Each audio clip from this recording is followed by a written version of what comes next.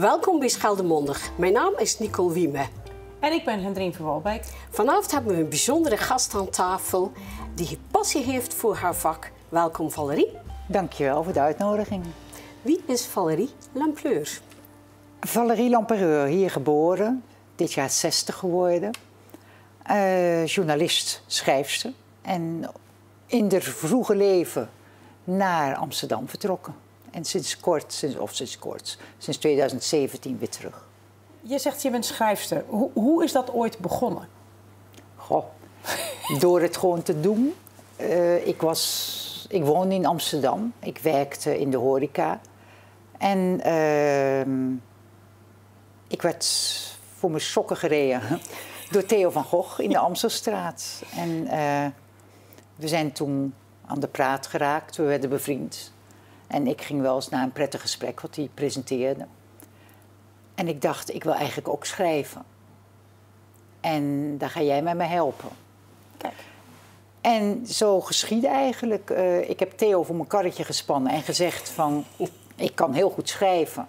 En hij vroeg, en waar heb je dan al geschreven? En ik blufte maar wat. En via Boudewijn Boeg ben ik dan bij Nieuwe Revue terechtgekomen. En werd het echt. En ja, het bluffen werd, moest ik in praktijk brengen. Je hebt de praktijk dus gewoon in de praktijk geleerd. Of je hebt het vak gewoon in de praktijk geleerd natuurlijk. Ja, maar dat is heel knullig hoor. Mijn eerste verhaal ging over een kindertehuis. Waar ik ooit zelf had gezeten. Misstanden. En ik moest dat verhaal dan ook gaan maken na dat onderzoek. Mm-hmm. Maar ik kon helemaal niet op een computer werken. Dus toen ben ik maar gewoon gaan werken. We hadden toen nog WordPerfect, heette dat. Oh ja, WordPerfect. En ik ben toen maar gewoon gaan werken. En s'avonds deed ik het knopje weer uit. En de andere dag was ik het verhaal kwijt. Dus begon ik weer overnieuw. En dat duurde zo'n week. Tot de bekende oorlogsverslaggever Arnold Karskens. Hij is nu directeur van Ongehoord Nederland, de omroep. Ja. Die zei, wat ben jij eigenlijk aan het doen? Want je begint iedere dag met een leeg scherm. Waarom ga je niet met je verhaal verder? Nou ja, en die heeft me toen eigenlijk geleerd. Want ik zei, ik kan eigenlijk helemaal niet met een computer. Ja. En waarop hij zei, van ze worden hier ook steeds gekker, die ze hier binnen smijten. En zo heb ik het geleerd. Geweldig. Het is wel een hele goede test geweest. Doordat je iedere keer opnieuw begint. Dan heb je wel een heel leuk boek. Ja, je leert er goed van tikken. Ja, dat bedoel ik. Dat kan. 210 aanslaan per minuut. Ja. Nou, ik heb ze nooit geteld, Nicole. Ja. Jij hebt me verteld over Theo van Gogh. We zien nou ook op het scherm een hele mooie foto met een trouwjurk en een mooi pak. Ja. Vertel eens die anekdote. Nou, Theo wilde... we werden gevraagd voor een interview.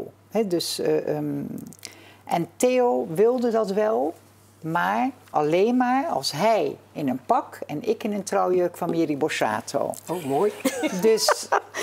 En toen heb ik Mary gebeld en gezegd, Mary, je moet helpen, want ik moet dat interview hebben met Theo.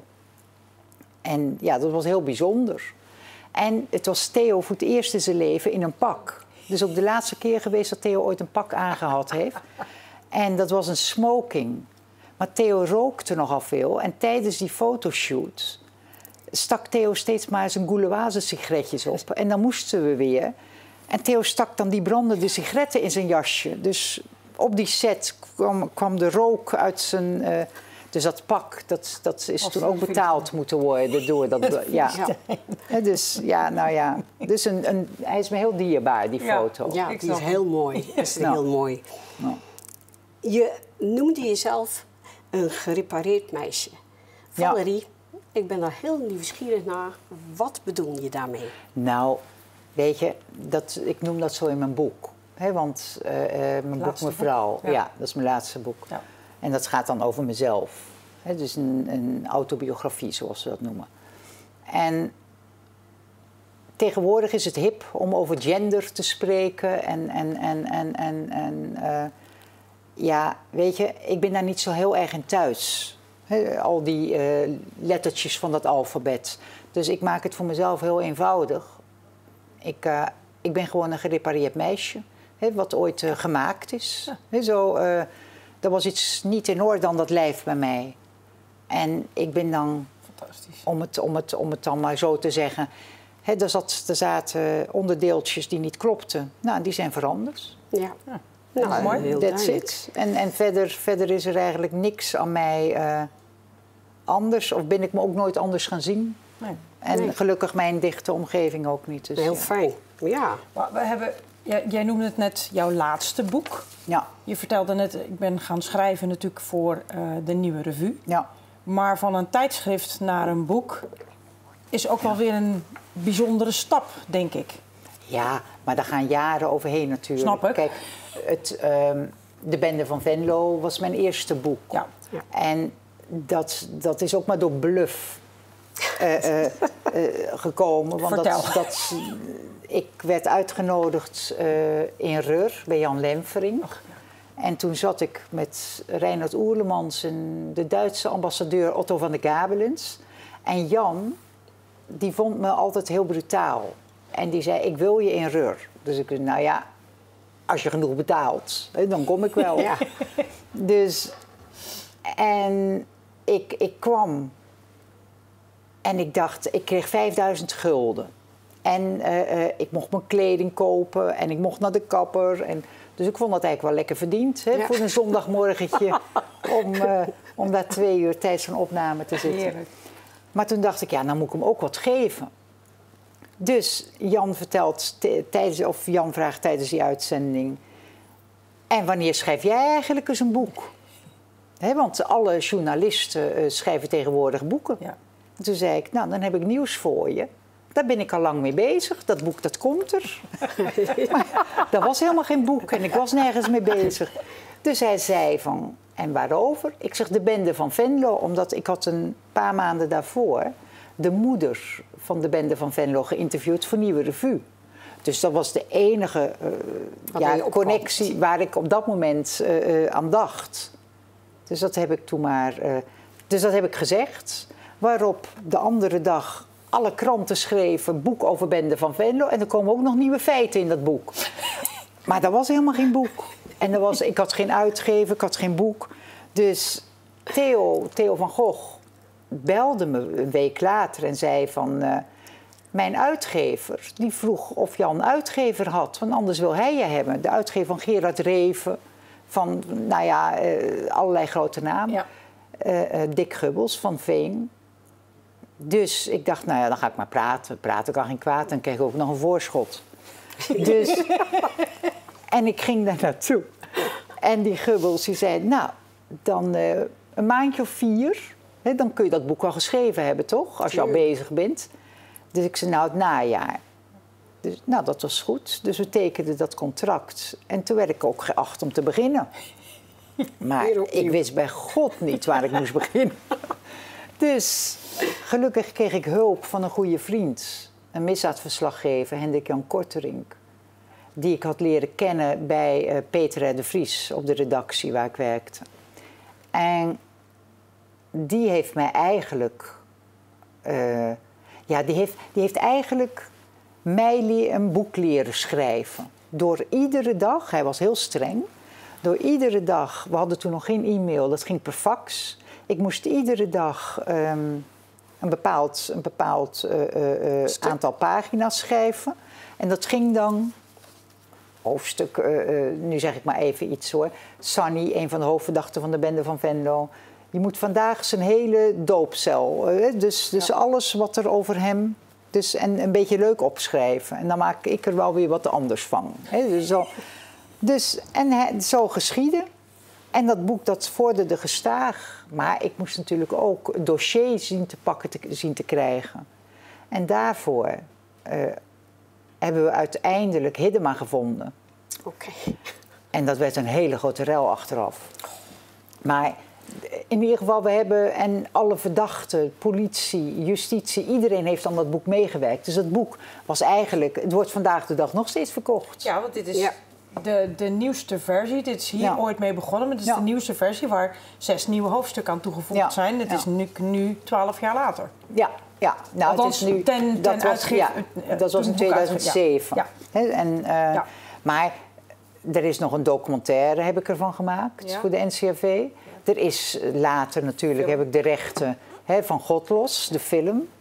Dus die is op mijn boek gebaseerd. Ja. Dus weet je, het is eigenlijk heb ik al die dingen maar in mijn schoot geworpen gekregen en op het juiste moment gepakt. Een beetje, precies, aangepakt. En maar gewoon begonnen. Ik doe maar wat, zeg ik altijd. Ja. En weet je, dat is het makkelijkste. Ja. Zo rol je jezelf en bluff je jezelf het leven door. Ja, gewoon lekker makkelijk. Ja. Delete en weer opnieuw beginnen. Maar jij zegt, je bluft je door het leven, op dat moment door het leven heen. Is dat ook dan het vervolg gekomen? Niet het vervolg of het nieuwe boek na de Bende van Venlo? Want je hebt een aantal boeken natuurlijk geschreven. Wat ik na de Bende van Venlo heb geschreven was een boek over de koningin van België. Mathilde. Over Mathilde. Maar dat was ook weer zoiets. Dan ging ik voor de krant Het Laatste Nieuws, de oom Henri Dudecem d'Acco, dat was de oom van toen nog prinses Mathilde, ging ik gaan interviewen. En die man die begon te vertellen over een erfenis van 80 miljoen... waar hij al 20 jaar ruzie mee had met die broers. En ik schreef dat natuurlijk allemaal maar netjes op. En die man die zat tijdens dat hele interview heeft hij me niet 1 keer aangekeken... maar hij zat alleen naar mijn tieten te kijken. Dus hij vertelde en vertelde maar... om maar die blik daarop te kunnen houden. En mijn bandje liep. Dus ik vond alles goed. En nadat het gepubliceerd was, iedereen denkt... Kijk, dat komt in mijn volgende boek, maar ik zal er een stukje over vertellen. Ja. Iedereen denkt dat ik daar heel veel voor heb moeten doen... om naderhand, 2 weken na verschijning van dat interview... belde de vader van Mathilde naar de redactie en die wilde me spreken. Nu moet je weten dat was heel journalistiek België... vanaf het moment van de verloving... tot 2006, had die man nooit gesproken en iedereen wilde hem spreken. Ja. Maar hij mocht niet van het hof. Maar nu was hij zo kwaad dat hij eigenlijk buiten het hof om contact zocht. En nog diezelfde avond zat ik in Namen op het station waar we elkaar ontmoetten. En we kwamen in een obscuur Italiaans restaurantje. En die man die begint me daar toch te vertellen. En waarop ik tijdens dat interview zeg maar... meneer, dat worden wel 3 delen. En toen zei hij, dat is goed. En hij had zoveel haast, want hij voelde zich zo tekort gedaan door zijn broer... dat hij zei van, ik kom over 3 dagen naar uw huis. En ik woonde toen in Antwerpen. Dus moet je nagaan, de ouders van... de toekomstige koningin kwamen daar in een Fiat Punto. Kwamen ze de Mer opgereden. Ik woonde op de Mer in Antwerpen. Kwamen ze 's avonds de Mer opgereden, ramden een betonblok en stopten voor mijn deur. En dan stapte daar een 2 meter lange man uit een Fiat Punto. Ja. En een gravin. Want het was een graaf en een gravin. En die vrouw die sloeg alleen maar haar hand voor de mond, want ze kwamen bij me thuis. Quel bordel ici, quel bordel. Omdat mijn muren waren rood. En die was zo gechoqueerd door mijn rode muren. Dat ze dacht van, waar ben ik terechtgekomen?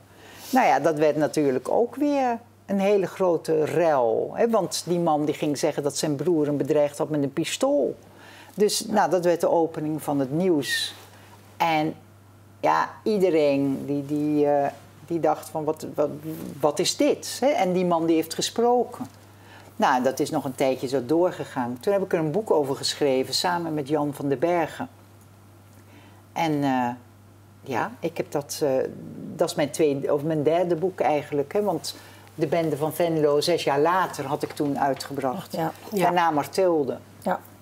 En dan 5 jaar later ben ik weer verder gegaan. Dan kregen we Het Raam. En dan kregen we De Meisjes van mevrouw de Wit. En dan... Die mevrouw? Kregen we, er is nog een boekje. Ja? Nog twee boekjes eigenlijk. Ja, maar dat waren meer mijn verzameld werk. Dus al mijn interviews. Ja. En dan heb ik van 2016 tot 2018 werd een goede vriend van mij hoofdredacteur van Story in Nederland. En ik had daar al die tijd gewerkt. En hij wilde weer dat ik grote interviews ging doen. En dat hield in dat ik iedere week een bekende Nederlander zou interviewen. Maar eigenlijk had ik helemaal geen zin in. Maar ik had ook een paar jaar daarvoor voor de Telegraaf de hele scheiding van Sylvie Meis. Al die verhalen. Echt? Ja. Ja. Die, daar werkt, ja, dat heb ik eigenlijk onder een pseudoniem geschreven. Dus al die verhalen, dus nou ja, in mijn boek zal het allemaal uitgebreid zijn. Maar Sylvia en ik hadden eigenlijk een verbond. Ik had haar moeder geïnterviewd, ook weer zoiets geks. Die moeder, shownieuws en iedereen zat er achteraan, maar die moeder, die woonde in België, in Hoogstraten. En Evert Santegoed zegt op een gegeven moment tegen me, ga er gewoon eens langs. Misschien dat ze tegen jou wel wat zegt. Ik zei, nou ja, dat kan. Ik zal het eens proberen. Dus ik belde aan. En dat werd een heel merkwaardig interview. Want die vrouw die begon te babbelen, maar ik zei, mag ik binnenkomen? Nee, u blijft maar aan de deur staan. Dus dat werd. Ik heb 2 uur lang iemand door de intercom geïnterviewd. En dat werden 18 pagina's in Weekblad Privé. Oké. Dus dat is het grootste verhaal wat er ooit in de Privé heeft gestaan. Buiten de koninklijke begrafenissen en huwelijken. Ja. Van een bekende Nederlander, zeg maar. Maar die moeder die liep zo leeg over. En na dat interview, de Telegraaf en Privé zouden woensdag verschijnen. En toen ben ik op dinsdag naar Hamburg gegaan met de versgedrukte Privé. En daar woonde Sylvie. Ja. En Sylvie woonde toen al alleen natuurlijk, want Sabia was er vandoor. Ja. Sylvie's beste vriendin met Raphaël. Ja. En die woonde een paar straten verderop. Ja. En Sylvie had altijd zoiets. Sylvie trad altijd op, zeg maar, als ze de straat opliep vanuit haar huis. Dat was allemaal ingestudeerd. En ik belde maar aan bij Sylvie. En tot mijn verbazing zei ze, ja hoor, kom maar boven. Dus ik dacht, wat gebeurt er? Ja, en ik had een Duitse paparazzi mee. En ik zei, nou kom ook maar. Gezellig. Ja, nee, ik moest foto's hebben. Ja, natuurlijk. Dus de werkster deed de deur open van dat appartement. En alsof ze me verwachtte. Ik zeg, ik heb hier het blad waar je groot op staat. Dat weet ik al van mijn moeder. Zo van, ik zeg, ja, ze is bang dat je net zoals prinses Diana... zo van, voor je sokken wordt gereden. Ja, zegt ze. Ze zegt, ik ben er ook zo bang voor. Het was een en al groot toneelspel. Maar ik zeg, nou moeten we ook even een foto maken. En die stond de dag daarna groot op de voorpagina van de Telegraaf. Voor het eerst Sylvie Meis spreekt. Ja. Die had ook al die tijd. Maar iedereen denkt iedere keer... Nou, wat heeft die Valerie daarvoor moeten doen? Maar dat het ging gewoon vanzelf. Ja. Weet je, het werd je... Ja, ze zeggen wel eens, dat is hoerenchance. Nee, maar dat is gewoon geluk. Ja. En je kunt geluk wel afdwingen. Ik denk dat je de momenten moet pakken...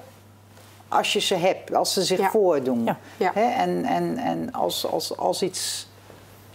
als iets daar is, moet je het verhaal zien. Ja, en dicht bij jezelf blijven.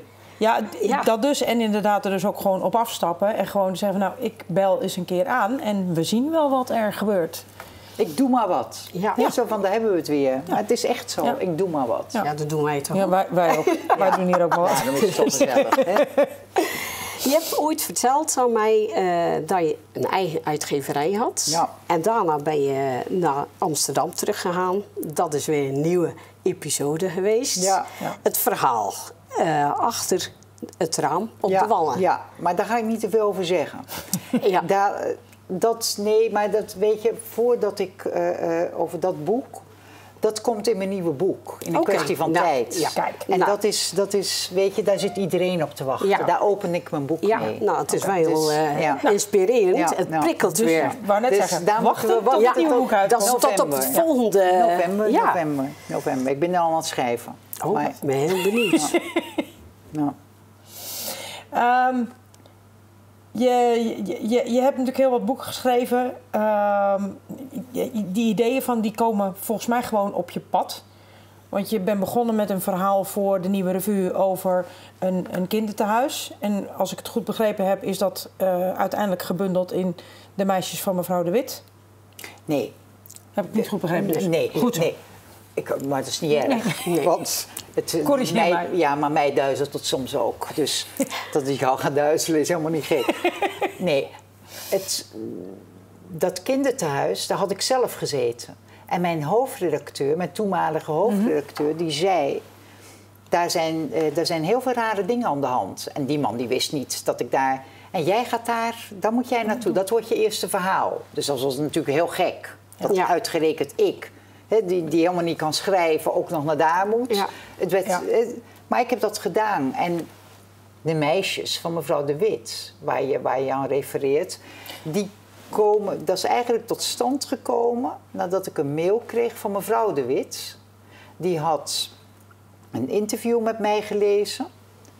En die had het boek Patricia, Achter het raam, gelezen. En zo is hij bij mij terechtgekomen. En die zei, wil je eens bij mij langskomen? En dat heb ik gedaan. En vervolgens ben ik 8 maanden lang... Die moeder heeft een dochter... die in handen was gevallen van een loverboy, een tienerpooier noem ik het. Ja. Want ik vind loverboy een veel te lief woord. Ja. Dus een tienerpooier. En de meest gruwelijke dingen beleefd. En jarenlang is die moeder op zoek moeten gaan naar haar dochter... en haar steeds maar overal uitplukken. En die dochter werd verslaafd en de meest gruwelijke dingen. En... Dat is eigenlijk uitgemond in... Ik ben daar 8 maanden gebleven. Zo. Dus zij ging namelijk ook meisjes bij haar thuis opvangen. Het was eigenlijk net de rattenvanger van Hamelen. Daar waren allemaal meisjes. Ja. Overal die nergens terechtkomen, die kwamen bij haar thuis. Ja. En de gemeente had haar op een gegeven moment... Dat was daar... Zelfs in de gangkast sliep een meisje, bij wijze van spreken. Dus ze kreeg van de gemeente een heel groot huis. Die zagen dat wel zitten, want die dachten van die mevrouw de Wit... die vangt eigenlijk alle moeilijke gevallen op. Hoeven wij er niet meer naar te kijken. Ja. Dus ze kreeg een huis. En toen dacht ik, maar dit is een boek. Dus ik zei, ik ga een boek schrijven. Ja. Oh, wat leuk.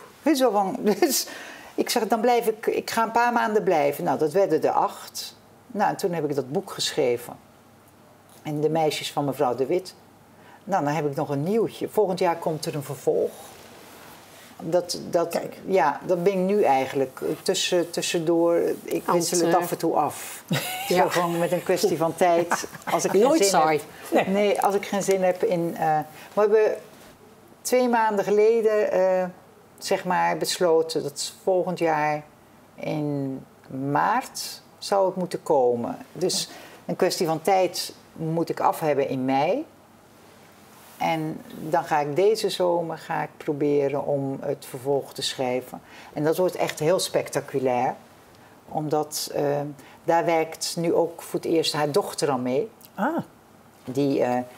En daar is heel veel mee aan de hand. Maar ook alle slachtoffers die ze toen heeft opgevangen. En sommigen gaat het heel erg goed. De ene is nagelstyliste, de andere is een kapster. Maar zij had met al die meisjes nog contact. En ik kende die meisjes natuurlijk ook. Ja. En ze hebben 1 voor 1 hebben ze me gemaild en hebben ze een keer gebeld. Dat ze gezegd hebben, we gaan meedoen. Ja. Dus, dat is wel heel fijn. Nou. Eigenlijk kan je dan ook wel een speciale rol om de meisjes hier in Zeeland of op school... om hetgene waar jij allemaal hoort, geschreven hebt... om dat bij te brengen op school. Ja, nou, ik doe wel lezingen. Via de schrijverscentrale kunnen scholen. En de schrijverscentraal doet mijn boekingen. Maar ik doe er nu maar 4 of zo per maand, niet meer. En dan moet ik ook nog... Kijk, scholen heeft... Ik wil dat mevrouw De Wit weer naar scholen gaat. Dat heeft ze heel veel gedaan. Ja. En vanaf volgend jaar, als het nieuwe boek er is, wil ze dat ook wel. Wil ze weer meer die... Maar ik kan niet... Je kan niet anders, hè? Nee, omdat ze vragen mij ook voor mijn boeken. Ja. Maar ik ga wel bijvoorbeeld... Nu komt er in maart nog een kleine tour, zeg maar, tijdens de Boekenweek. Dus vanaf dan en dan 3 weken of zo. Dat heeft de Schrijverscentraal geregeld. Met 12 andere schrijvers gaan we dan wat lezingen doen. Zo, dat wil ik wel, maar ik moet ook schrijven. Ja, het moet wel af, hè, Valerie? Ja, het moet ook wel schrijven. Af. Zo, en mij, hè? Ja, dus anders lukt het niet. Nee. Ja. Maar je hebt een flink aantal boeken geschreven. De opvolger van Mevrouw, Een kwestie van tijd, komt er in het najaar aan. November. En de volgende stap is de opvolger van De Meisjes van Mevrouw De Wit. Ja. Die volgend jaar... In maart. Waarschijnlijk een keer uitkomt. Ja. Nou, dat is... Ja, dat moet gewoon. Een harde deadline. Ja. Maar jij schrijft gewoon, en dat vind ik persoonlijk heel bijzonder, over de dingen die er gewoon gebeuren. De onderwerpen van het nieuws waar we eigenlijk maar zo'n stukje altijd en vrij eenzijdig belicht natuurlijk, in mijn beleving dan, in het nieuws horen. Daar schrijf jij gewoon... 10 regels op pagina 6, hè, zeg ik altijd, een kolommetje. Ja. Weet je, ik hou niet van de romannetjes. Ik hou van, weet je, ik ben het echte leven. Ja. En laat mij maar gewoon ergens induiken. Ja. En als het interessant is, als het me raakt, dan doe ik iets. Kijk, ik krijg heel veel mails. He, zo ook van mensen en van radeloze mensen. Maar dat kan niet. He, zo. Nee. En soms raakt me iets en dan doe ik wel. Dan probeer ik wel te helpen. Of ik doe naar een collega doorsturen. Maar een boek dringt zich op. Ja. Een boek bedenk je niet. Althans, ik bedenk mijn boeken zelden. Kijk, na de opvolger van mevrouw De Wit... heb ik al dat boek, dat zit al 10 jaar in mijn hoofd. Ja. En dus dat boek is dan wel tegen die tijd zal het klaar zijn of zo. Weet je, dat heeft bij mij tijd nodig. En het moeten misstanden zijn. Het moet iets te maken hebben met sociale onderwerpen. Ja. Ja, nou, ik vind dat persoonlijk fijn om te lezen. Ik bedoel, ik ben niet het type wat de boeketreeks-achtige dingetjes leest. Dat vind ik niet leuk. Dit vind ik wel heel leuk, omdat het... omdat het echt is. Omdat het echt is, omdat het... zoals hier op de voorpagina staat... een onvoorstelbaar leven, rauw en goed geschreven. Het feitelijk zoals het is. Het is van Wilfred, hè? Dat is van Wilfred, zijn tekst. Maar ik vind de beschrijving heel passend bij het soort boek wat jij schrijft. En dat vind ik leuk. Maar dit is nu over mezelf. Maar dit is ook het laatste. Kwestie van tijd zal het laatste zijn wat ik over mezelf schrijf. Ja, zo, weet je... Nu zit er in ieder boek natuurlijk wel iets van jezelf. Hè? Want een schrijver pikt gewoon ook uit zijn eigen leven. Zoals Ramses Shaffi ooit zei... He, zo van, kijk uit, want schrijvers stelen. He, zo van, en natuurlijk, schrijvers stelen verhalen. Ja. He, dus als ik hier een mooie zin hoor... dan probeer ik hem stiekem te onthouden... en zodra ik uit jouw zicht ben, schrijf ik hem gauw op. Ja. Zo, en dan, zo werkt dat. Als wij nu, als de kijkers misschien een boek zouden willen bestellen... kunnen we die gewoon op bol.com krijgen of juist niet? Ja, je kunt dat in iedere boekhandel. Dan kun je mijn boeken in Nederland en België. Ja? En je kunt het via mijn website. Jouw website? ValerieLampereur.com. ValerieLampereur.com. Jij had ook nog iets speciaals voor de mensen? Code. Die is belangrijk. Een code. Daar zijn we dol op. Ja. Valentijn 20. Als je die code intikt op mijn website, alleen op mijn website... dan krijg je 20% korting. En dat is maar ik weet niet voor hoe lang. Nee. Dus, beperkte houdbaarheid. Ja, precies. Dus het zal een paar weken zijn, maar het zal niet langer zijn. Nee. Te snel bestellen. Het woord Valentijn zit erin, dus ik denk dat dat duidelijk is. Ja, nu zijn mijn boeken natuurlijk geen romantische... Nee, maar als je een code in deze tijd maakt, dan... misschien beter voor Halloween zijn dan... Had jij nog vragen, Nicole? Nee, voor mij is het hartstikke duidelijk. En ik vind het hartstikke fijn dat je bij ons te gast was. En ik ben je heel dankbaar, Valerie. Nou. Ik ook. Dankjewel, Valerie, dat je hier was. Dankjewel dat je je verhaal, de boeken, voor een klein stukje voor ons de sluier een beetje hebt opgelicht natuurlijk. Hartstikke top. Ik hoop dat iedereen ervan genoten heeft. Ik wens iedereen er veel plezier mee en tot de volgende keer. Fijne avond.